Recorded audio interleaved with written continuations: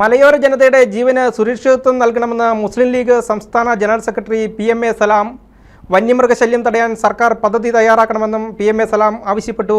സർക്കാരിന്റെ പരിഗണനയിലുള്ള വനനിയമം മലയോര ജനതയ്ക്ക് എതിരാകരുത് എന്നും വനാതിർത്തികളിൽ താമസിക്കുന്നവരുടെ ജീവന് സർക്കാർ സുരക്ഷിതത്വം നൽകണമെന്നും മുസ്ലിം ലീഗ് സംസ്ഥാന ജനറൽ സെക്രട്ടറി PMA സലാം പറഞ്ഞു. മുള്ളരിങ്ങാട് അമയത്തൊട്ടിയിൽ കാട്ടാനയുടെ ആക്രമണത്തിൽ കൊല്ലപ്പെട്ട അമർ ഇലാഹിയുടെ കുടുംബത്തെ സന്ദർശിക്കാനെത്തിയതായിരുന്നു PMA സലാം. മലയോരവാസികൾ നേരിടുന്ന വന്യമൃഗശല്യം തടയാൻ സർക്കാർ പദ്ധതി തയ്യാറാക്കണം. അമർ ഇലാഹിയുടെ കുടുംബത്തിന് അർഹമായ നഷ്ടപരിഹാരം നൽകണം. കുടുംബത്തിന്റെ സംരക്ഷണം സർക്കാർ ഉറപ്പുവരുത്തണമെന്നും അദ്ദേഹം പറഞ്ഞു. അമർ ഇലാഹിയുടെ ഖബറിടത്തിൽ പ്രാർത്ഥന നടത്തിയ അദ്ദേഹം കുടുംബാംഗങ്ങളെ ആശ്വസിപ്പിച്ചു. മുസ്ലിം ലീഗ് എറണാകുളം ജില്ലാ ആക്ടിംഗ് പ്രസിഡന്റ് ഇബ്രാഹിം കവല, ഇടുക്കി ജില്ലാ president KMA Shukkoor, general secretary KS Siyad, Muslim League Kothamangalam നിയോജക മണ്ഡലം president K Muhammad Iqbal, general secretary KM Kunjubava, treasurer PMA Kareem, Kavalangad panchayat ഭാരവാഹികളായ KM Aliyar, PM Muhammad Ali, KM Kabeer എന്നിവരും ഒപ്പമുണ്ടായിരുന്നു.